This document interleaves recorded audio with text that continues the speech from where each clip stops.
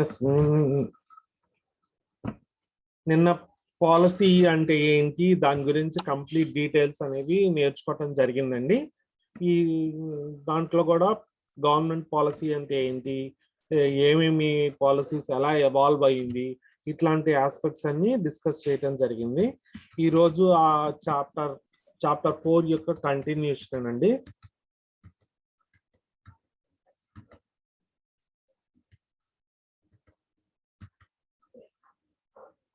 Macro policy నిన్న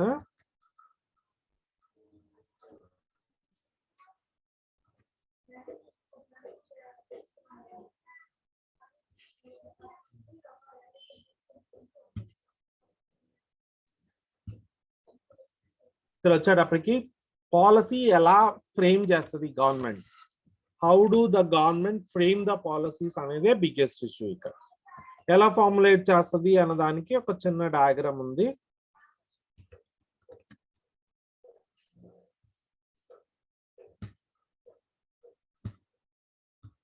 policy context అంటే ఏంటంటే ఏ సిచ్యువేషన్ లో ఉంది అనేది చూస్తుంది. First, what you mean by a policy? Policy is a static plan of action formulated by government for the welfare of the society. Policy is a static plan issued by the government for the welfare of the society. ఈ government policies అనేవి change అవటం చాలా కష్టం అండి. Usual గా అన్ని cases లో కూడా పాలసీస్ అనేవి ఎక్కువ కాలం ఎగ్జిస్ట్ అయ్యేలాగా ఉంటాయి. స్ట్రాటజీస్ అనేవి షార్ట్ టర్మ్ ఉంటాయి, కానీ పాలసీస్ మాత్రం చాలా ఎక్కువ కాలం ఉండేట్లు ఉంటాయి అన్నమాట. First and the foremost, policy context అంటే ఏంటి? కాంటెక్స్ట్ అంటే ఏంటి? సిచ్యువేషన్. ఏ సిచ్యువేషన్ లో పాలసీస్ ని ఇష్యూ చేస్తారు? ఫర్ లిబరలైజేషన్ పాలసీ తీసుకుందాం. లిబరలైజేషన్ పాలసీ ఏ సిచ్యువేషన్ లో ఇన్స్టాల్ చేశారండి? Foreign exchange reserves of the country తక్కువ ఉండటం వల్ల లిబరలైజేషన్ పాలసీ అనేది ప్రవేశపెట్టడం జరిగింది. Policy context in the sense situation in which the policy is introduced. Next policy content. Policy content అంటే గైడ్ లైన్స్, ఇన్స్ట్రక్షన్స్ అన్నమాట. ఆ పాలసీ ఏంటి, దాని గురించి instruction. For example, foreign investment policy ఉందనుకోండి, బయట దేశాల నుంచి ఏ ఇండస్ట్రీస్ ఇండియాలోకి రావచ్చు, వాళ్ళు ఎస్టాబ్లిష్ చేసుకోవచ్చు అన్న ఒక ఉందన్నమాట. ఇన్స్టిట్యూషన్స్, ఏ ఇన్స్టిట్యూషన్ ఈ పాలసీని ఫాలో అవ్వాలి? గవర్నమెంట్ ఇన్స్టిట్యూషన్సా, ప్రైవేట్ ఇన్స్టిట్యూషన్సా? ఏ ఇన్స్టిట్యూషన్స్ ఈ పాలసీస్ ని ఫార్ములేట్ చేయాలి అన్నమాట. నెక్స్ట్, ఏమేమి ఇన్స్ట్రుమెంట్స్ అంటే ఏంటి? దీని ఇన్స్ట్రుమెంట్స్ ఇన్ ద సెన్స్, అది పబ్లిక్ లిమిటెడ్ కంపెనీ అనుకోండి, షేర్స్ అనేవి ఇన్స్ట్రుమెంట్స్ అన్నమాట. ప్రైవేట్ లిమిటెడ్ కంపెనీ అని అనుకోండి, వేరేవి వస్తాయి అన్నమాట. Next, market or participants. ఎవరు ఇంపాక్ట్ అవుతారు? డొమెస్టిక్ కంట్రీ ఇంపాక్ట్ అవుతుందా, ఫారిన్ కంట్రీ ఇంపాక్ట్ అవుతుందా, లేకపోతే ఇంకెవరు ఇంపాక్ట్ అవుతారు అని చెప్పేసి పాలసీ ఫార్ములేషన్ అనేది జరుగుతుంది అన్నమాట. పాలసీ ట్రాన్స్మిషన్ అంటే పాలసీ కాంటెక్స్ట్ దగ్గర నుంచి మార్కెట్ మేకింగ్ పార్టిసిపెంట్స్ వరకు ఉన్నదన్నమాట. ఫస్ట్, పాలసీ కాంటెక్స్ట్ అంటే ఏంటండి? It is the situation into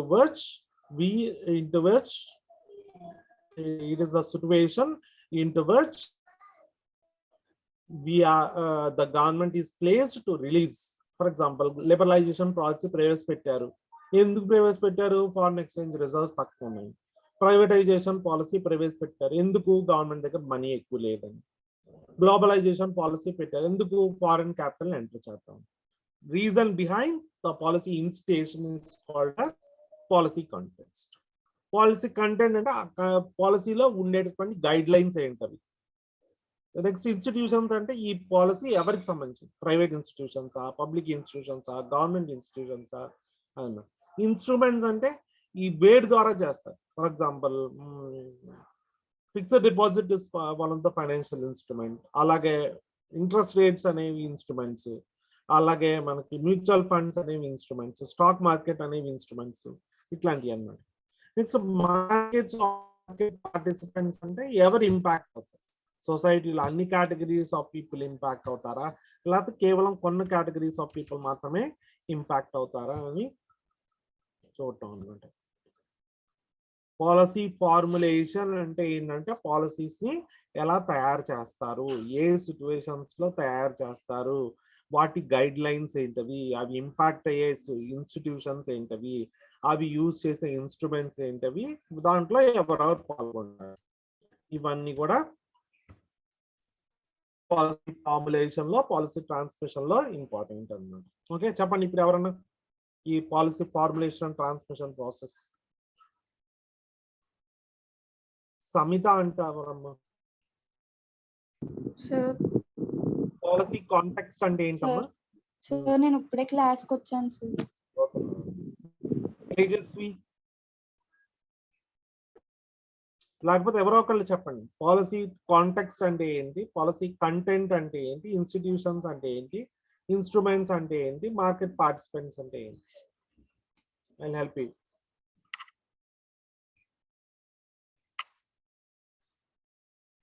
Tejaswi, Tejaswi, నరీనా. సరే అయితే నేను ఒకసారి రిఫరెన్స్ చేస్తాను. పాలసీ కాంటెక్స్ట్ అంటే situation in which the policy is formulated is called as policy context. For example privatisation ఎందుకు చేశారు? గవర్నమెంట్ కి ఇన్కమ్ లేకపోతే గవర్నమెంట్ రిస్క్ లేకుండా ఉంటుంది కాబట్టి, ఎకానమిక్ గ్రోత్ ఈజీగా ఉంటుంది కాబట్టి, రెగ్యులేషన్స్ తక్కువ ఉండొచ్చు కాబట్టి చేశారు. పాలసీ కంటెంట్ అంటే ఏంటి, ఆ పాలసీలో ఏమేమి గైడ్ లైన్స్ ఉంటాయి అని. ఇన్స్టిట్యూషన్స్ అంటే ఏంటి, ఆ పాలసీ సంబంధించిన ఇన్స్టిట్యూషన్స్ అంటే ఏంటి.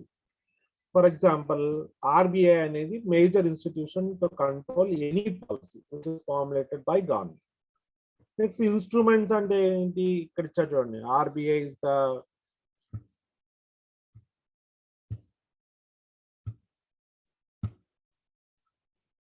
ఆర్బిఐ అనేది ఏంటిది, it is the instrument for proceeding all sorts of transactions. Next market participants అంటే ఏంటి, కొన్ని సందర్భాల్లో ఏం చేస్తారంటే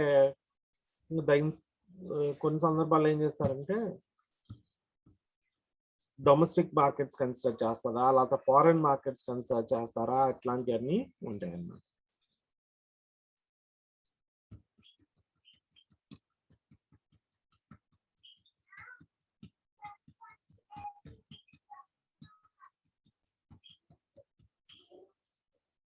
Next, the types of government policies.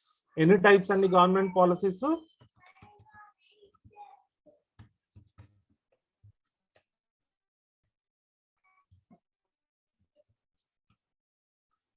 Any types and government policies? Yes. Any types of government policies? కనపడుతుందా మీకు స్క్రీన్? మా screen share అవుతుందా? ఓకే. ఎన్ని టైప్స్ అండి స్క్రీన్ మీద కనపడే policies? 4 types of policies. First the protective policy. Protective policy అంటే ఏంటి? ఫర్ ఎగ్జాంపుల్ చైనీస్ గూడ్స్ ఉన్నాయండి. చైనీస్ గుడ్ ఇండియాలోకి ఎంటర్ అయినాయి అనుకోండి, యాజ్ టీజ్ గా ఇండియాలో ఉన్నటువంటి అన్ని ఇండస్ట్రీస్, మెజారిటీ ఇండస్ట్రీస్ ఎఫెక్ట్ అవుతాయి. అందుకని ఏం చేశారు, చైనీస్ గూడ్స్ ఏమైనా ఎంటర్ అవ్వాలంటే ఇండియాలో 100 నుంచి 200% ట్యాక్స్ కూడా విధించారు, లెవీ చేశారు. దానివల్ల ఏం జరిగింది, it was able to protect domestic institutions. అంటే ఇక్కడ రాశారు చూడండి. For example economic policies mid-50s లో ఎకనామిక్ పాలసీస్ ఏం చేసినాయి అంటే they restricted the multinational entry. They restricted the entry of multinational corporations into the India. Large MNCs ఇండియాలోకి enter చేయడానికి ఆసక్తి చూపించలేదు గవర్నమెంట్. ఎందుకు? లార్జ్ మల్టీనేషనల్ కంపెనీస్ కనుక ఇండియాలో ఎంటర్ అయిపోయినాయి అంటే ఇంట్లో ఇండియన్ ఇన్స్టిట్యూషన్స్ అన్ని దెబ్బతినిపోతాయి అన్నమాట. అందుకని మల్టీనేషనల్ ఇన్స్టిట్యూషన్స్ ని వీళ్ళు ఎక్కువ ఎంకరేజ్ చేయదు అన్నమాట. సెకండ్ ఏంటంటే రెస్ట్రిక్టివ్ పాలసీస్. రెస్ట్రిక్టివ్ పాలసీస్ అంటే ఏంటి? మోనోపోలీస్ ఏమైనా ఉంటే వాటిని రిమూవ్ చేయటము, వాటన్నిటిని మోనోపోలీస్ ఎవరైనా ఫామ్ చేశారనుకోండి వాళ్ళన్నిటిని రిమూవ్ చేయటము, ఇట్లాంటివన్నీ ఉంటాయి. మోనోపోలీస్ అంటే ఏంటి? ఒక ప్లేయరు లేకపోతే ఫ్యూ ప్లేయర్స్ మార్కెట్ ని కనుక కంప్లీట్ గ్రిప్ లో తెచ్చుకున్నారనుకోండి దాన్ని ఏమంటారంటే మోనోపోలీ అండి. ఈ మోనోపోలీస్ అనేవి ఎప్పుడు అలౌ చేయకూడదు గవర్నమెంట్. ఎందుకు అలౌ చేయకూడదు గవర్నమెంట్? ఒకవేళ కనుక మోనోపోలీస్ ని కనుక అలౌ చేసినట్లయితే ఏం జరుగుతుంది? ఇంకా ట్రేడ్ మొత్తం ఆ కంపెనీ మీద డిపెండ్ అయిపోతుంది. For example cement monopoly form అయింది. ఇప్పుడు ఆ సిమెంట్ మోనోపోలీ మీద ప్రైజెస్ కూడా డిటర్మైన్ అయింది. గవర్నమెంట్ కూడా ఏం చేయలేదండి. అటువంటి సిచ్యువేషన్ లో గవర్నమెంట్ కూడా ఏం చేయలేదండి. అందుకని అటువంటి టైప్ ఆఫ్ సిచ్యువేషన్స్ ఉంటాయి కాబట్టి ఏం చెప్పారంటే రెస్ట్రిక్టివ్ పాలసీస్ అనేవి ఫార్ములేట్ చేయకూడదు. రెస్ట్రిక్టివ్ పాలసీస్ ఏం చేస్తాయంటే ఆ మోనోపోలీస్ కంప్లీట్ ని రిమూవ్ చేసేటువంటి ప్రాసెస్ అన్నమాట. నెక్స్ట్ మోనోపోలీస్ అన్నా లేకపోతే డామినెంట్ పొజిషన్ అన్నా ఒకటే. డామినెంట్ పొజిషన్ ఎందుకు అంటున్నాం?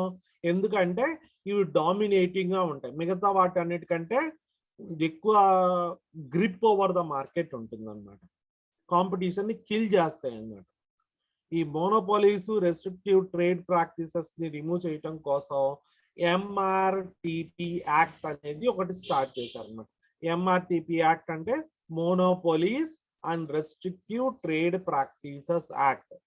తర్వాత ఏం చేశారంటే ఈ MRTP యాక్ట్ అంత ఎఫెక్టివ్ గా లేదు అని చెప్పేసి దీన్ని డిజాల్వ్ చేసేసి కాంపిటీషన్ యాక్ట్ 2002 అనేది ఫార్ములేట్ చేయడం జరిగింది అన్నమాట. ఆ తర్వాత కాంపిటీషన్ యాక్ట్ కూడా ఫార్ములేట్ అయిన తర్వాత competitive commission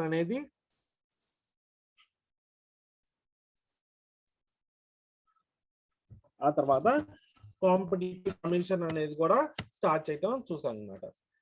first MRTP act formulate అయింది, తర్వాత కాంపిటీషన్ యాక్ట్ 2002 స్టార్ట్ చేశారు, తర్వాత CCI అంటే competition commission of India state చేయడం జరిగింది అన్నమాట. Okay, next regulatory policies. Regulatory policies అంటే ఏంటి? రెగ్యులేటరీ పాలసీస్ అంటే ఏంటి? బ్యాంకింగ్ సెక్టర్ మొత్తం ఎవరు రెగ్యులేట్ చేస్తారండి? RBI రెగ్యులేట్ చేస్తారు. సెక్యూరిటీస్ మార్కెట్ మొత్తాన్ని ఎవరు రెగ్యులేట్ చేస్తారు? SEBI రెగ్యులేట్ చేస్తారు. అలాగే ఇన్సూరెన్స్ సెక్టార్ని ఎవరు రెగ్యులేట్ చేస్తారు? IRDAI రెగ్యులేట్ చేస్తారు. అలా ప్రతి సెక్టార్ లో కూడా ఒక రెగ్యులేటరీ ఏజెన్సీ ఉంది. అగ్రి బిజినెసెస్ అన్నిటిని ఎవరు రెగ్యులేట్ చేస్తారు? NABARD రెగ్యులేట్ చేస్తుంది. స్మాల్ స్కేల్ ఇండస్ట్రీస్ అన్నిటిని ఎవరు రెగ్యులేట్ చేస్తారు? SIDBI రెగ్యులేట్ చేస్తుంది. ఇక్కడ ఇచ్చా చూడండి. Next reserve bank of India banks regulate చేస్తుంది. SEBI వచ్చేటప్పటికేమో సెక్యూరిటీస్ మార్కెట్ రెగ్యులేట్ చేస్తుంది. ఇన్సూరెన్స్ సెక్టార్ నేమో IRDA insurance regulatory and development authority regulate చేస్తూ ఉంటుంది. ఓకే, ఈ మూడు పాలసీస్ గురించి ఎవరైనా రిఫరెన్స్ చేయండి అమ్మా. ఎస్, ప్రొటెక్టివ్ పాలసీస్ అంటే ఏంటండి?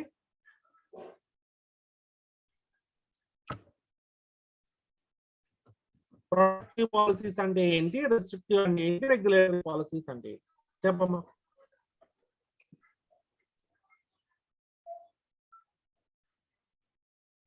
ఎస్, ఈ మూడు పాలసీస్ గురించి ఎవరైనా ఒక్కసారి ఒక్కొక్క లైన్ లో ఎక్స్ప్లెయిన్ చేయించాలి నేర్చుకుంది. ప్రొటెక్టివ్ పాలసీ అంటే బయట వేరే కంట్రీస్ మన కంట్రీలోకి ఎంటర్ అయ్యి మన బిజినెస్ ని స్లో చేయకుండా మనం రిస్ట్రిక్ట్ చేసుకుంటే దాన్ని ప్రొటెక్టివ్ పాలసీ అంటారు సార్. ఎలా రెస్ట్రిక్ట్ చేసుకుంటారు? అంటే ట్యాక్స్ లెవీ చేయడం ద్వారా ప్రొటెక్ట్ చేసుకుంటారు సార్. రిస్ట్రిక్టివ్ పాలసీ అంటే మోనోపోలీస్ అంటే సింగులర్ కలెక్టివ్ ఒక గ్రూప్ ఆఫ్ మెంబర్స్ కనుక ఫామ్ అవుతే వాళ్ళ వల్ల ఇన్ఫ్లేషన్ అనేది ఏర్పడుతుంది సార్. అది అలా అవ్వకుండా ఉండడం గురించి monopolies and restrictive trade practices act formulate చేశారు సార్. తర్వాత ఆ యాక్ట్ వల్ల ఏమీ యూజ్ లేకపోవడం వల్ల దాన్ని క్యాన్సిల్ చేసేసి మళ్ళీ competition competition act act 2002 formulate చేశారు సార్. అది తర్వాత కూడా అవ్వకపోతే తర్వాత competition commission of Indian act formulate చేశారు సార్. నెక్స్ట్ రెగ్యులేటరీ పాలసీస్ అంటే రెగ్యులేటరీ పాలసీ అంటే ఒక రెగ్యులేటరీ కంట్రోల్ ఓవర్ సమ్ అంటే ఒక డిపార్ట్మెంట్ కి కంట్రోల్ ఉంటుంది సార్. అంటే ఇప్పుడు మనీ ఒక సెక్టార్ అని అనుకోవచ్చు. ఒక Okay, సెక్టార్ ని రెగ్యులేట్ చేయడం. Yes sir.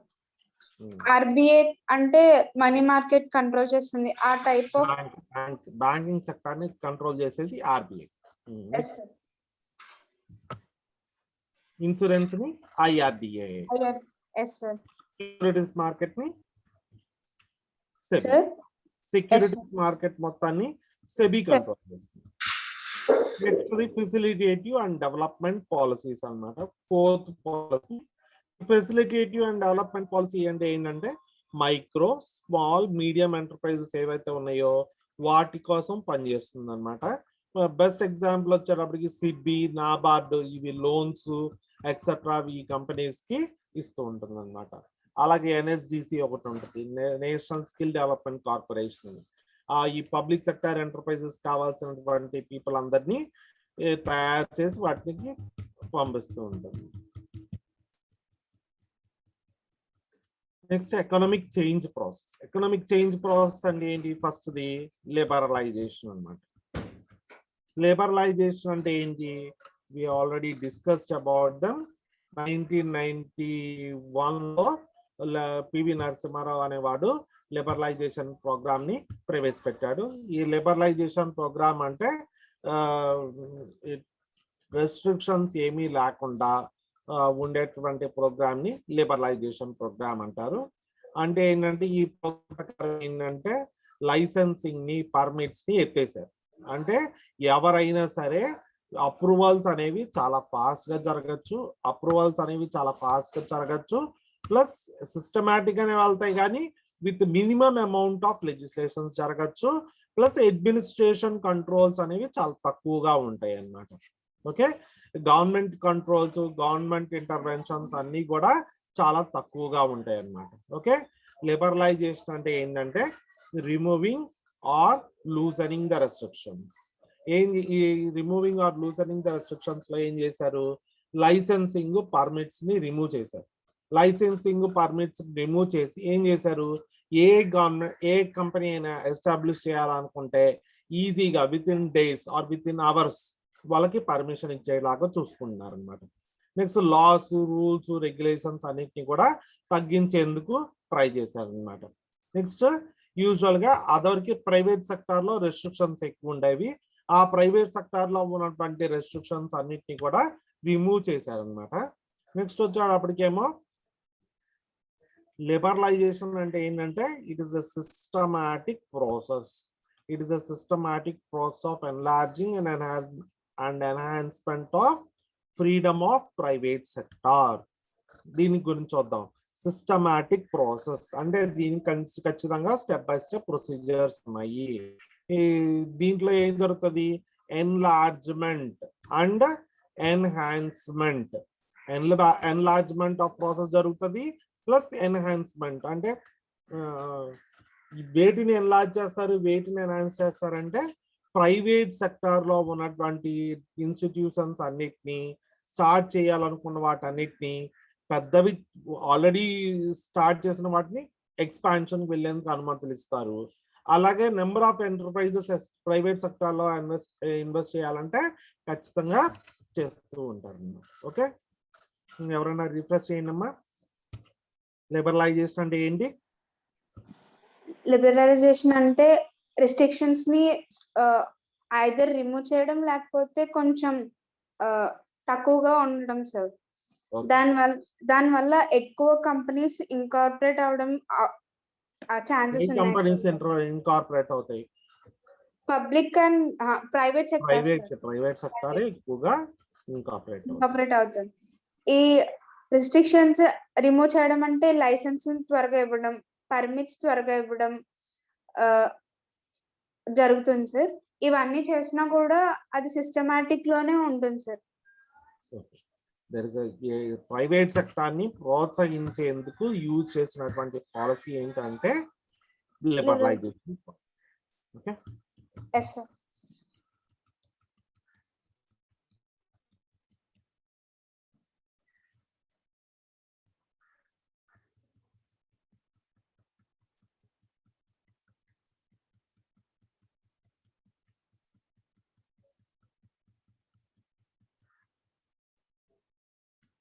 నెక్స్ట్ ప్రైవేటైజేషన్ అన్నమాట. ప్రైవేటైజేషన్ ఏంటి? Privatisation is a strategy. Usual గా ఇది ఎక్కడ కనిపించేది ప్రైవేటైజేషన్? వెస్ట్రన్ వరల్డ్ అంటే వెస్ట్రన్ సైడ్ అంటే యుఎస్ మార్కెట్స్ అటువంటి చోట ఎక్కువగా ప్రైవేటైజేషన్ అనేది కనిపించేది అన్నమాట. ఎప్పుడు కనిపించేది? డికేడ్ నుంచి ఇది చాలా చోట్లకి విస్తరిస్తూ వచ్చింది అనమాట. Plus it is experimented in India. ప్రస్తుతం as on dates it is experimented in India. During the prime ministership of Margaret Thatcher British coal mines ని కూడా ప్రైవేటైజ్ చేయడానికి ట్రై చేశారనమాట. అంతేకాదు హెల్త్ సర్వీసెస్ ని, ఎడ్యుకేషన్ సర్వీసెస్ ని కూడా ప్రైవేటైజ్ చేశారనమాట ఫస్ట్ బిగినింగ్ లో బ్రిటిషర్స్. తర్వాత ఏం చేశారు? It is a managerial approach for changing the ownership structure. అంటే అప్పటి వరకు గవర్నమెంట్ కంపెనీగా ఉన్నటువంటి కంపెనీ ఏం చేసి వాళ్ళలో ఉన్నటువంటి స్టేక్ మొత్తాన్ని అమ్మేసేసి ఈ ప్రైవేట్ కంపెనీగా మారిపోతుంది.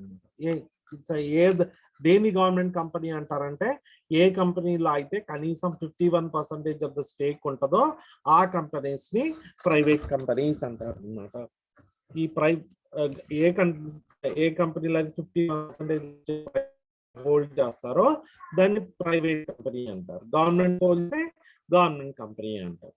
ఇప్పుడు ఆ హోల్డ్ చేసినటువంటి 51% ఆఫ్ స్టేక్ కొన్ని సందర్భాల్లో ఫర్ ఎగ్జాంపుల్ గవర్నమెంట్ కంపెనీ ఉంది, దాంట్లో 80% స్టేక్ గవర్నమెంట్ ఓన్ చేస్తుంది కాబట్టి దాన్ని గవర్నమెంట్ కంపెనీ అంటారు. ఇప్పుడు 40% స్టేక్ సెల్ చేసేసింది అనుకోండి, షేర్స్ సెల్ చేసేసింది అనుకోండి, అప్పుడు ఏమవుతుంది? ఆ గవర్నమెంట్ కంపెనీ కాస్త ప్రైవేట్ కంపెనీకి మారిపోతూ ఉంటుంది అన్నమాట. ఇది చాలా అడ్వాంటేజెస్ గవర్నమెంట్ కి. ఎందుకంటే వాళ్ళకి ఇన్కమ్ అనేది జనరేట్ అవుతుంది, వాళ్ళకి ఫ్లెక్సిబిలిటీ అంటే ఏంటంటే ఈజీగా చేంజ్ అయ్యే సిచ్యువేషన్ ఉంటుంది. నెక్స్ట్ స్కోప్ ఆఫ్ ఇన్నోవేషన్ కూడా పెరుగుతూ వస్తుంది అన్నమాట. నెక్స్ట్ ఇది కాస్ట్ సేవింగ్. ఎందుకంటే కాస్ట్ మినిమైజ్ చేయడం కోసం యూజ్ చేసే టెక్నిక్ ని ప్రైవేటైజేషన్ అంటారు. ఎందుకంటే ఏ ఎక్స్పెండిచర్ వచ్చినా, ఏ లాస్ వచ్చినా కంపెనీకి గవర్నమెంట్ తో సంబంధం ఉండదు. ఆ గవర్నమెంట్ కి టాక్సెస్ రెగ్యులర్ గా వస్తాయి ప్రైవేట్ కంపెనీస్ దగ్గర నుంచి, ప్లస్ ఆ గవర్నమెంట్ కి ఎటువంటి సంబంధం ఉండదు అన్నమాట. Next it looks for accountability and quality in production. Private కంపెనీలో ప్రొడ్యూస్ చేసే గూడ్స్ అన్ని కూడా క్వాలిటేటివ్ గా ఉంటాయి. ఎందుకు క్వాలిటేటివ్ గా ఉంటాయి అంటే ఒకవేళ కనుక క్వాలిటేటివ్ గా లేవు అని అనుకోండి, ఏం జరుగుతుంది? క్వాలిటేటివ్ గా లేవు అని అనుకోండి ఎవరు ప్లస్ గవర్నమెంట్ కూడా కొన్ని శాంక్షన్స్ విధించవచ్చు. నెక్స్ట్ అకౌంటబిలిటీ ఉంటుంది. అకౌంటబిలిటీ ఎందుకు ఉంటుంది అంటే ప్రతి ఒక్క పెన్నీ కూడా కౌంటబుల్ అన్నమాట. అంటే ఏంటంటే మ్యాటర్ అన్నమాట. గవర్నమెంట్ లో కొన్ని సందర్భాల్లో మాల్ ప్రాక్టీసెస్ జరగచ్చు, కానీ ప్రైవేట్ లో మాల్ ప్రాక్టీసెస్ జరగకుండా చూసుకుంటారు అన్నమాట.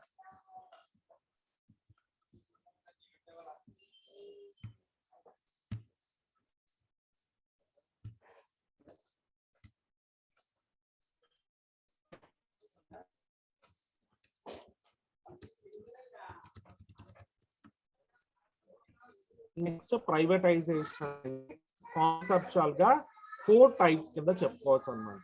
Privatisation can be conceptually said in the form of 4 types. ఒకటి డెలిగేషన్. అంటే ఏం చేస్తుంది? డెలిగేషన్ అంటే టెంపరీగా అథారిటీ వాళ్ళకి ఇవ్వటం అన్నమాట. గవర్నమెంటే రెస్పాన్సిబిలిటీ హోల్డ్ చేస్తుంది, కానీ ఏం చేస్తుంది? ప్రైవేట్ ఎంటర్ప్రైజెస్ కి ఫ్రీడమ్ అనేది ఇస్తూ ఉంటుంది అన్నమాట. ఎటువంటి ఫ్రీడమ్ ఇస్తుంది? ఫుల్ గా కానీ పార్ట్లీ కానీ ఫ్రీడమ్ ఇస్తుంది. ప్రోడక్ట్స్ తయారు చేయటం కానీ డెలివర్ చేయటం కానీ. డెలిగేషన్ లో టోటల్ గా గవర్నమెంట్ కంపెనీ తీసుకోదండి, కాకపోతే నెక్స్ట్ డెలిగేషన్ అంటే ఏంటంటే రెస్పాన్సిబిలిటీని కంప్లీట్ గా కాకపోయినా పార్షియల్ గా షేర్ చేసుకుంటాం. గవర్నమెంటే రెస్పాన్సిబుల్, డెలిగేటెడ్ కంపెనీలో గవర్నమెంటే రెస్పాన్సిబుల్, కానీ ఆ రెస్పాన్సిబిలిటీని పార్షియల్ గానే తీసుకుంటాం. కొంత భాగం వరకు ప్రైవేట్ కాంట్రాక్ట్స్ ఇచ్చేసి వాళ్ళ ద్వారా గూడ్స్ తెచ్చుకొని అమ్మటమో, లేకపోతే ఇవి ప్రొడ్యూస్ చేసి ప్రైవేట్ పీపుల్కి ఇచ్చి అమ్మమని చెప్పటమో చేస్తున్నాను. మళ్ళీ చెప్తున్నాను, డెలిగేషన్ అంటే రెస్పాన్సిబిలిటీని ప్రైవేట్ పీపుల్ కి అసైన్ చేయటం అన్నమాట. గూడ్స్ తయారు చేయమని రెస్పాన్సిబిలిటీ ఇవ్వచ్చు, తయారు చేస్తున్న గూడ్స్ అన్నిటిని తీసుకొచ్చి వీళ్ళు అమ్మచ్చు. లేకపోతేనేమో గూడ్స్ అన్నిటిని వీళ్ళే అమ్ముకోవచ్చు, కానీ ఏం చేస్తారు, రెస్పాన్సిబిలిటీని మాత్రం పార్షియల్ గా,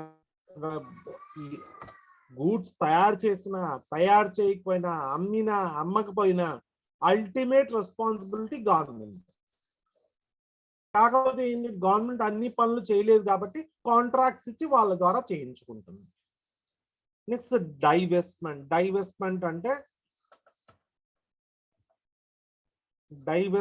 అంటే ఏంటంటే ఒక పార్ట్ లేకపోతేనేమో కంప్లీట్ యూనిట్ ను డిజాల్వ్ చేయటం. ఒకవేళ ఒక యూనిట్ కనుక లాసెస్ లో ఉందనుకోండి, ఆ యూనిట్ యొక్క మెజారిటీ స్టేక్ ని అమ్మిపడేయటం అన్నమాట. అంటే ఏంటంటే ఒక యూనిట్ రిమూవ్ చేసేయటం. యూజువల్ గా ఒక యూనిట్ ని ప్రైవేట్ పీపుల్ కి అమ్మేయటం అన్నమాట. ప్రైవేట్ ఎంటిటీస్ ఏవైతే ఉన్నాయో వాటికి ఒక యూనిట్ అమ్మేసేటువంటి ప్రాసెస్ ని డైవెస్ట్మెంట్ అంటారు. డిస్ప్లేస్మెంట్ అంటే ఏంటంటే the private enterprise expands and gradually displaces the government entity. Okay, ఒకవేళ కనుక గవర్నమెంట్ ఎంటిటీ కనుక డీరెగ్యులేట్ అయింది అనుకోండి, అప్పుడు ఏం చేస్తారంటే ప్రైవేట్ పీపుల్ చేతికి ఆ ఓనర్షిప్ వెళ్ళిపోతుంది. Best example of governments monopoly through BSNL and MTNL has been displaced by private sector అన్నమాట. BSNL, MTNL సర్వీసెస్ అంతకుముందు గవర్నమెంట్ చేతిలో ఉండేవి, ఇప్పుడు ప్రైవేట్ సెక్టార్ కి వెళ్ళిపోయినాయి దాదాపుగా. అంటే కంప్లీట్ గా కాదు, కొంత శాతం వరకు వెళ్ళి.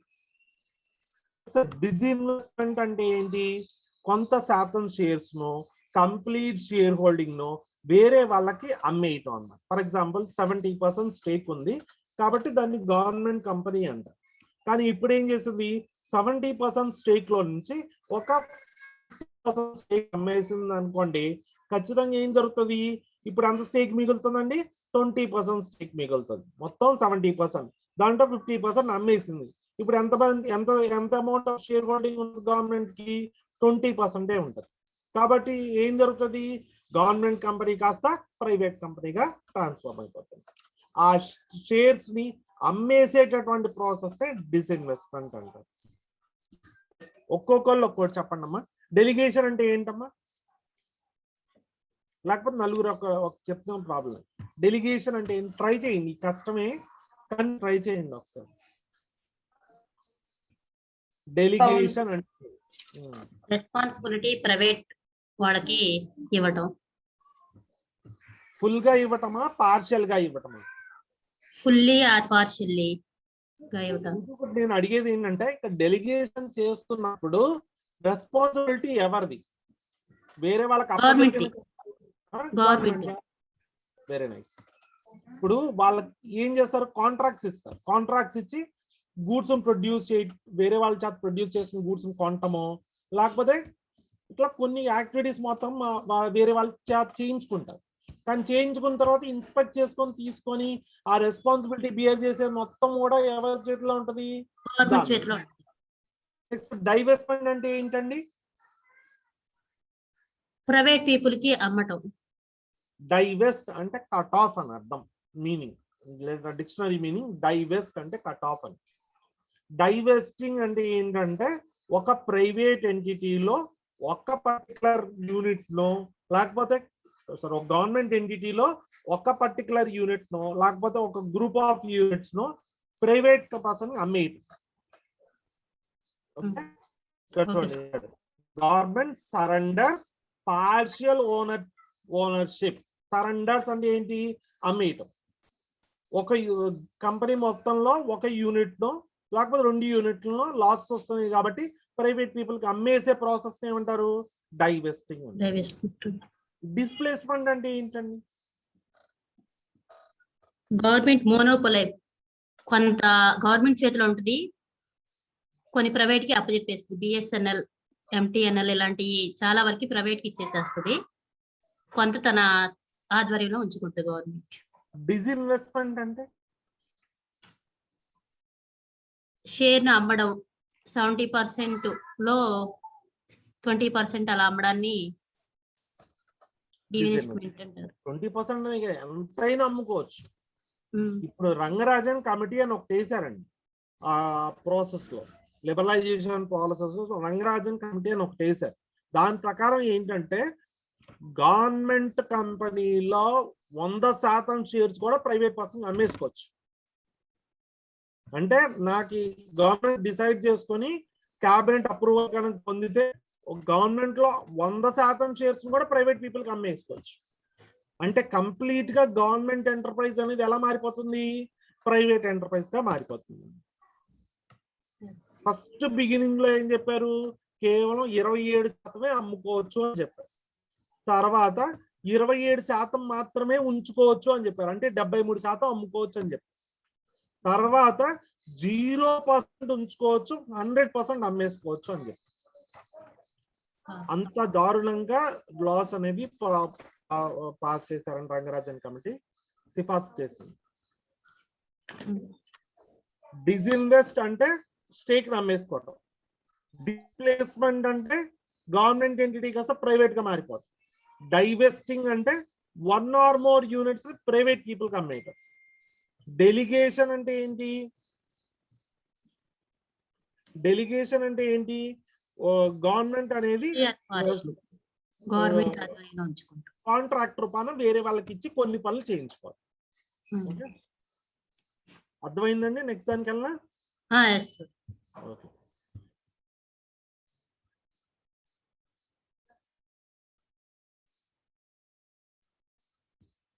బిట్ అడుగుతాడు, the process of selling a portion of stake in the public enterprise is called as అంటాడు. Delegation, divestment, displacement, disinvestment 4 options ఇస్తాడు. అప్పుడు ఏది టిక్ చేస్తారు మీరు? డైఇన్వెస్ట్మెంట్. డిస్ఇన్వెస్ట్మెంట్ కదా టిక్ చేస్తారు.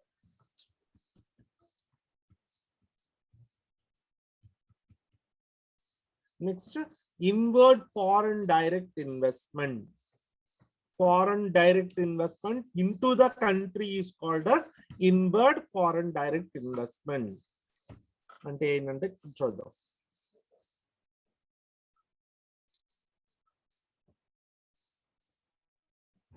ఇప్పుడు ఫర్ ఎ క్లోజ్డ్ ఎకానమీ అన్నాడు. క్లోజ్డ్ ఎకానమీ అని ఏంటంటారు? ఓపెన్ ఎకానమీ అని ఏంటంటారు? మనకి ఎకనామిక్ సిస్టమ్స్ ఎన్ని టైప్స్ అండి? 3 types sir. Capitalism, socialism, mixed economy. యాక్చువల్గా అయితే 4 types: capitalism, socialism, mixed, communism కూడా. ఇప్పుడు కమ్యూనిజం అనేది లేదు అసలు ప్రపంచంలో, కాబట్టి క్యాపిటలిజం, సోషలిజం, మిక్స్డ్ 3 ఉంటాయి. ఓకే, ఇప్పుడు క్లోజ్డ్ ఎకానమీ అని దేన్ని అంటారు? ఓపెన్ ఎకానమీ అని దేన్ని అంటారు?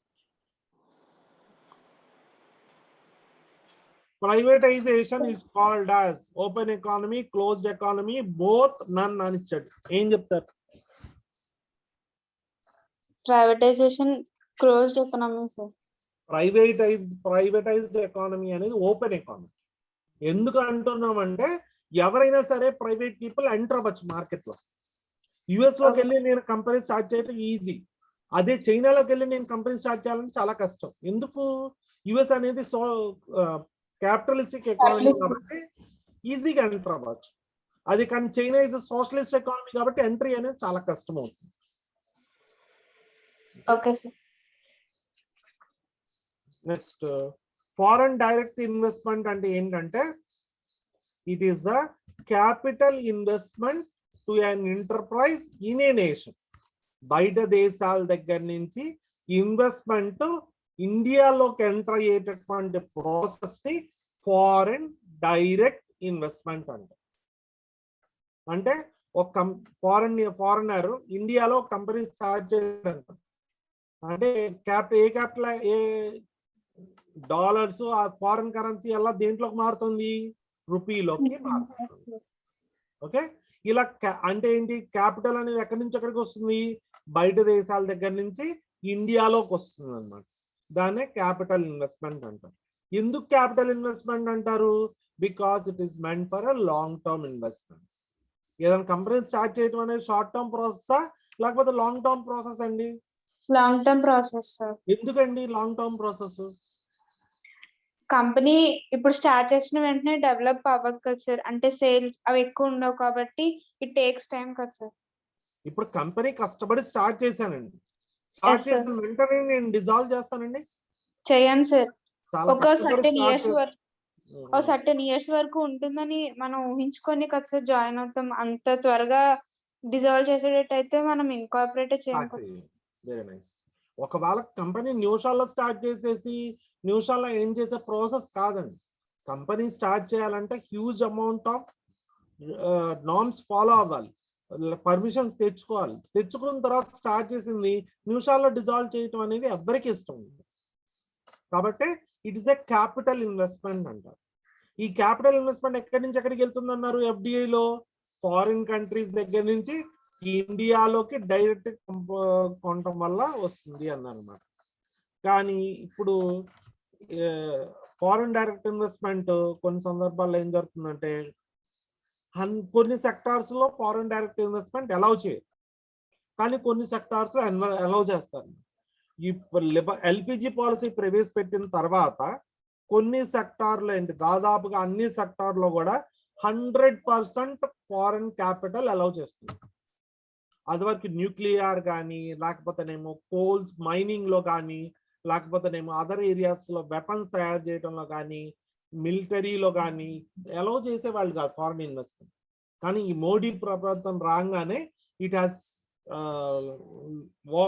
లోకల్ బి యువర్ వోకల్ అని చెప్పి క్యాంపెయిన్ స్టార్ట్ చేసి ఫారిన్ ప్రైవేట్ క్యాపిటల్ కూడా డిఫెన్స్ సెక్టార్ లోకి ఎంటర్ చేయడం స్టార్ట్ చేశారు. అది కరెక్టో కాదో తెలియదు మనకి. అంతకు ముందు వరకు ఏం చేసేవాళ్ళు, కేవలం 9 sectors Navratna group of companies అని ఉంటాయి. ఈ నవరత్న గ్రూప్ ఆఫ్ కంపెనీస్ లో మాత్రమే ఫారెన్ డైరెక్ట్ ఇన్వెస్ట్మెంట్ అలౌ చేయరు. మిగతా అన్ని కంపెనీస్ లో కూడా ఫారెన్ డైరెక్ట్ ఇన్వెస్ట్మెంట్ అనేది అలౌ చేయడం జరుగుతుంది అన్నమాట. ఈ నవరత్న కంపెనీస్ ఏంటో అని కూడా ఇచ్చాడు. అటామిక్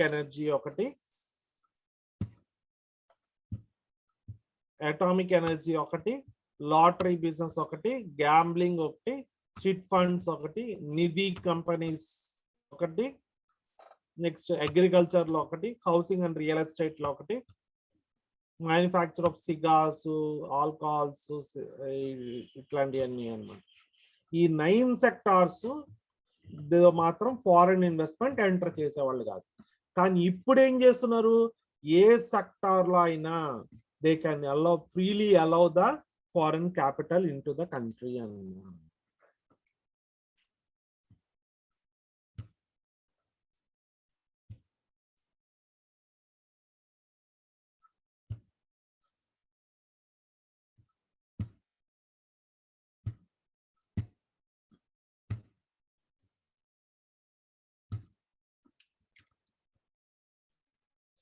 ఫారెన్ ఇన్స్టిట్యూషనల్ ఇన్వెస్ట్మెంట్ అంటే ఏంటి, ఫారెన్ క్యాపిటల్ ని ఇండియాలోకి ఎంటర్ చేస్తున్నారు. కానీ ఇక్కడ ఒక చిన్న ఇండికేషన్ పెట్టారు ఏంటి, if the foreign investments are direct or through the stock market then such investments are called as foreign institutional investments అంటారు. ఎవరైతే చేస్తున్నారో వాటిని ఫారెన్ ఇన్స్టిట్యూషనల్ ఇన్వెస్టర్స్ అంటారు. ఎఫ్డిఐకి ఎఫ్ఐఐకి తేడా ఏంటండి? ఎఫ్డిఐ అంటే ఫారెన్ డైరెక్ట్ ఇన్వెస్ట్మెంట్, ఎఫ్ఐఐ అంటే ఫారెన్ ఇన్స్టిట్యూషనల్ ఇన్వెస్ట్మెంట్. రెండింటికి తేడా ఏంటి మీకు తెలిసింది చెప్పండి. డైరెక్ట్ గా కనుక ఒక కంపెనీని పర్చేస్ చేస్తే లేదా డైరెక్ట్ గా కనుక ఒక కంపెనీని స్టార్ట్ చేస్తే దాన్ని ఎఫ్డిఐ అంటారా ఎఫ్ఐఐ అంటారండి? ఎఫ్డిఐ అంటారు. అర్థమైందా? ఇప్పుడు అలా కాకుండా నేను స్టాక్ మార్కెట్ ద్వారా ఆ కంపెనీలో ఇన్వెస్ట్ చేశాను అనుకోండి, దాన్ని ఎఫ్డిఐ అంటారు ఎఫ్ఐఐ అంటారండి? ఎఫ్ఐఐ అంటారు. ఎఫ్ఐఐ అంటే ఫారెన్ ఇన్స్టిట్యూషనల్ ఇన్వెస్ట్మెంట్ అంటారు. Okay, yes sir. Next investment from India abroad అంటే ఏంటి? ఇండియా వాడు బయట దేశాల్లో ఇన్వెస్ట్ చేయాలనుకోండి, దాన్ని ఓఎఫ్డిఐ అంటారు. This called as FDI or OFDI అని అనొచ్చు, whatever it may be. ఈ ఓఎఫ్డిఐ అంటే ఏంటంటే మన India if it wanted to invest in the foreign companies or foreign investments such is called as FDI. Okay, OFDI అంటే మన India బయట దేశాల్లో ఇన్వెస్ట్ చేయడం, ఎఫ్డిఐ అంటే బయట దేశాలు ఇండియాలో ఇన్వెస్ట్ చేయడం, ఎఫ్ఐఐ అంటే ఆ ఇన్వెస్ట్మెంట్ త్రూ స్టాక్ మార్కెట్ ద్వారా రావచ్చు అని. ఓకే, అయిపోయింది.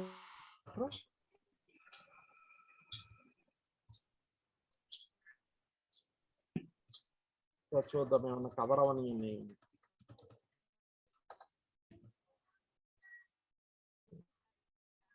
ఎకనామిక్ చేంజ్ ప్రాసెసింగ్ ఎన్ని టైప్స్? లిబరలైజేషన్, ప్రైవేటైజేషన్, గ్లోబలైజేషన్ లో ఐఎఫ్డిఐ, ఎఫ్ఐఐస్, ఓఎఫ్డిఐ.